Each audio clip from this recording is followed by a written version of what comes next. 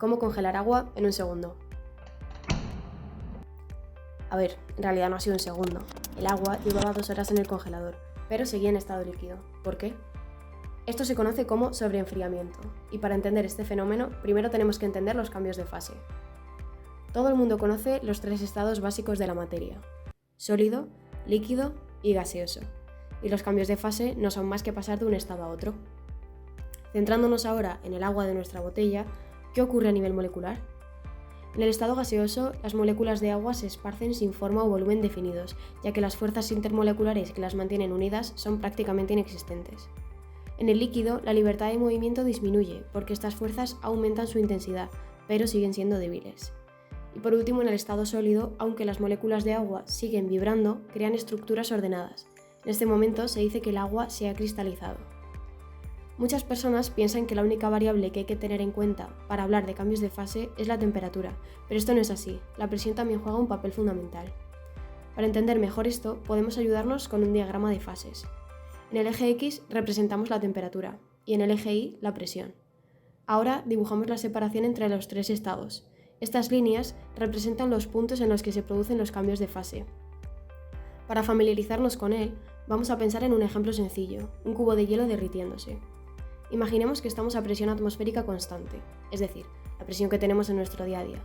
El cubo de hielo empieza estando a una temperatura inferior a 0 grados y a medida que se va calentando, avanza hacia la derecha hasta que alcanza la línea de cambio de fase.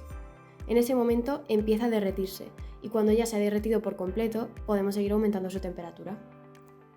Aunque es menos conocido, también se podría producir un cambio de fase a temperatura constante, cambiando solamente la presión. Ahora que ya entendemos este diagrama de fases, es más fácil explicar por qué la temperatura a la que hierve el agua en los Pirineos no es la misma que en Valencia. Y aunque todo esto es muy interesante, nosotros lo que queremos saber es por qué el agua se congela en un segundo. Y es que no todos los cambios de fase son tan bonitos como los hemos pintado. Lo que hemos visto al principio del vídeo es el agua en un denominado estado metaestable, que es un estado estable pero no mucho. Para entender este concepto nos vamos a fijar en esta curva muy sencilla. Sabemos que en la naturaleza todo tiende a minimizar la energía, y por eso los estados de equilibrio estable se alcanzan en los pozos de potencial. También existen los equilibrios inestables, que se alcanzan en estas montañitas, por así decirlo. Y luego están los estados metaestables, que son estados de equilibrio débilmente estables, lo que significa que cualquier perturbación externa hace que el sistema cambie a un estado de mayor estabilidad.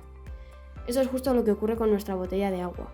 Después de estar 2 horas en el congelador, ha alcanzado los valores de temperatura y presión necesarios para convertirse en hielo, pero no se encuentra en un estado de equilibrio, sino que permanece en un estado metaestable hasta que le damos ese golpe y cae al estado sólido, que sería el estable. Lo único que nos queda por entender es por qué el agua se queda en ese estado raro y no se congela directamente.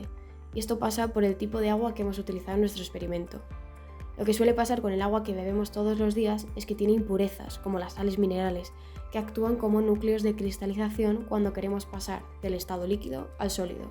Es decir, estas impurezas ayudan a las moléculas a la hora de empezar a formar estructuras cristalinas. Podríamos imaginarnos esta situación como cuando vas al cine o al teatro y llega el momento de los aplausos. Primero siempre hay una pequeña pausa, hasta que un par de personas empiezan a aplaudir, haciendo que el resto de la sala aplauda con ellos.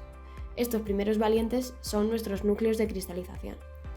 O sea, que al final la clave de este experimento ha sido usar agua destilada, es decir, sin impurezas, y por tanto sin estos núcleos de cristalización. Con todo esto ya podemos entender por qué el agua de nuestra botella, que estaba en un estado metaestable, no se empieza a solidificar hasta que recibe la ayuda de una fuerza externa.